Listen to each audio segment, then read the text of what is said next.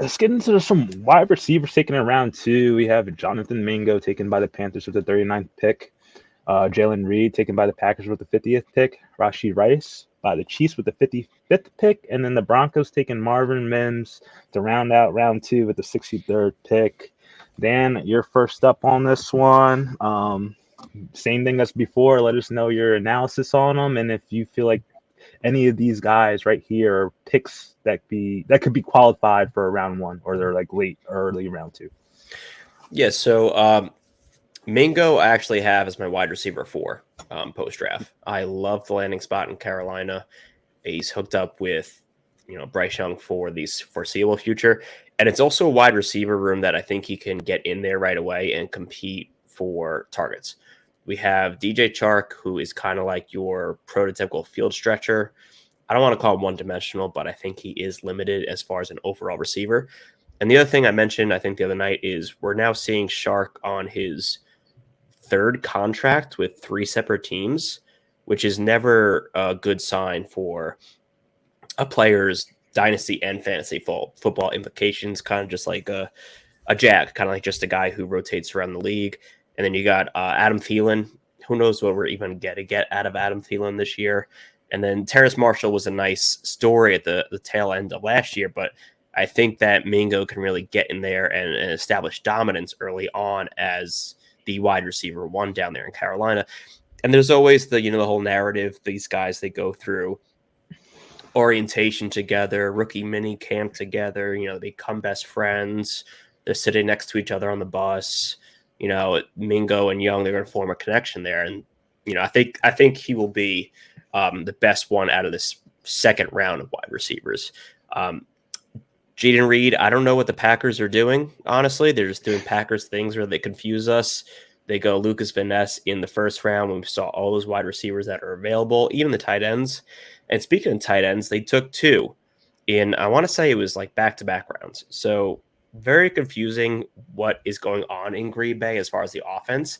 And I'm not like super sold on Jordan Love being a functional NFL quarterback. So Jaden Reed, I love as a player, but it does worry me a bit, the landing spot, with the uncertainty on how the offense will operate with Jordan Love and if Jordan Love will even be efficient enough. Rashi Rice, oh boy, this is going to be the conversation of the summer, right? Doesn't this feel like the CEH thing from 2020? I was talking on the stream with Tim, and I could already picture the summer training camp. You got Mahomes in the mustard yellow shorts. He's got the red "Don't Touch Me" jersey. You got Rashi Rice. He's tall. He's got the practice pads on. He's got the midriff exposed a little bit. And what does Rashi Rice do best? He goes up. He high points the ball. He is like a contortionist in the air. He has the ability to move his body in unnatural ways, which is like amazing for Instagram slow-mo highlight reels. And every time you see one of those posts, you're going to hear tick, tick, tick, tick.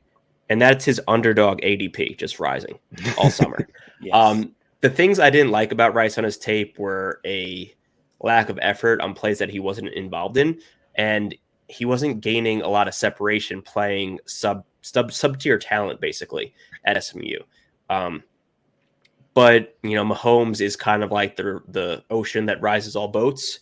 So I like Rashi Rice in Kansas City, but I know for a fact that the price you're going to have to pay to get him, I'm probably going to be out, because he's probably going to be going in the back end of the first round, which I'm just not interested in. And then Marvin Mims was probably one of my favorite wide receivers coming into the draft, and he lands in what seems like a very crowded wide receiver room. But Tim and I did some analysis of this over the weekend. And by the 2024 season, both Cortland Sutton, Jerry Jeudy, and Tim Patrick can be off the Broncos team. I know the Broncos picked up Jerry Jeudy's 5th-year option this morning. That doesn't mean it's out of the range of possibilities that he isn't traded at some point this summer, because that was the one hot and heavy trade rumor we heard all spring. And he was actually almost a Cleveland Brown. From what I've heard out of sources in the Browns front office is that Cleveland was very close to getting a deal done with the Broncos to get Jerry Jeudy, but they were talking to the Broncos with Jeudy, and they're talking to the Jets with Elijah Moore, And the Moore price just came in just a little bit cheaper, which works out because the Browns didn't have a lot of draft capital to begin with. So I don't think we're done with the Jerry Jeudy being moved rumors. And if that's the case, that receiving core, Marvin Mims, Cortland Sutton, and Tim Patrick, that's a great receiving core. So Marvin Mims is the type of guy where I loved him as a prospect. The landing spot seems very crowded right now, but I think we can see an improvement by the time we get through the end of the summer. So that being said, Mingo is my wide receiver 4. I have Jaden Reed at my wide receiver 7, Marvin Mims at my wide receiver 9, and Rashee Rice as my wide receiver 10. Mingo, I will probably be targeting at the end of the first round. I know I said wide receiver 4, but I don't think I need to take him in the middle of the first just because I don't think many people are as high on him as I am. And then Reed, Mims, and Rashee Rice are going to be like second round targets for me. I know Rashee Rice I'll never get any of because where I would draft him, he just simply won't go at all. So that's the way I would have these guys broken down. Yeah, I mean, simple answer is I don't think I would be drafting any of them in the first round still. Personal opinion, I haven't seen any of them go in the first round, and I've been done through 7 drafts almost, and I haven't seen a single one go through the first round yet. Jonathan Mingo, I wasn't as high as many people were on him overall. I thought there were issues with separation in his route running, but he does land in a favorable situation that if his talent can kind of outbeat the old aging Adam Thielen, the one who hasn't broke out Terrence Marshall, and the one who's just continuing to move teams, DJ Moore, there's a chance for him to be successful at the NFL level here. Kind of reminds me, but he has the same opportunity that Terrence Marshall had a couple years ago to kind of step up, and hopefully his talent can do that at the 23 season, 24 season to make that next jump here.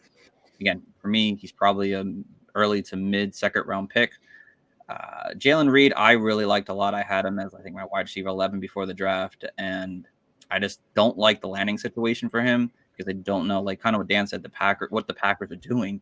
I mean, I don't know who's going to be the wide receiver or the pass catching number 2. Is it going to be a tight end? Is it going to be Aaron Jones? Is it going to be Romeo Doubs still? Is it going to be Jalen Reed? I know that the capital suggests that Reed has a big opportunity here.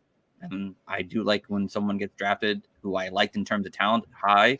So, I mean, I'm drafting him in the middle of round 2. I've seen him fall into round 3 at times. So you're going to get a value probably. You probably don't need to take him in the middle of round 2 because people aren't valuing him as high, it seems like.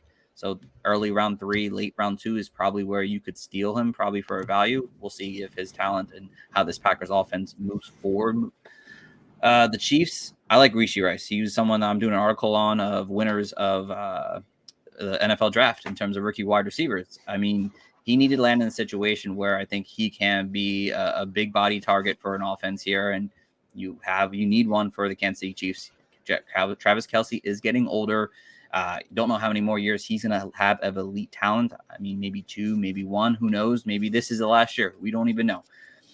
Rashee Rice has a more prototypical type of wide receiver that can help Patrick Mahomes.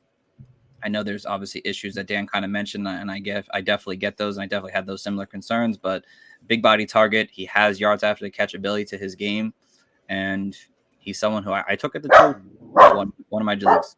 And I think he can go mid to early first round. I feel like that's the talent to take there. I feel like it's a safer bet than what we were doing last year with Sky Moore, taking him in the back of the first round.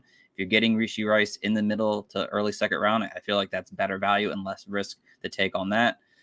Marvin Mims, definitely was a fan of him as we were getting closer to draft. I think Dan kind of sold me on him a little bit as we were talking about over the last month.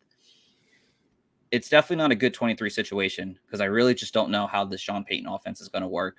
Sean Payton hasn't really had many wide receivers to be elite. He's usually just one. And I don't know if Marvin Mims is a true wide receiver 1 for a team. He's probably a better 2 in my opinion. So we'll see how that goes. He might not have the rookie year that you want, but more of a 2024 season. But there's also a lot of mouths to feed there. We'll see. Maybe, like Dan said, all those mouths are gone going in 2024, but they might also not be. And then you have to worry about the tight end situation. Greg Dulcich, Sean Payton loved his tight ends over his time frame there in New Orleans. He loves Adam Troutman's there now. Yeah, Adam Troutman's there now. They traded for them. You have the run game where they like to throw the ball to the running backs, or at least if they at least have a running back that can catch the ball, then maybe they will do that.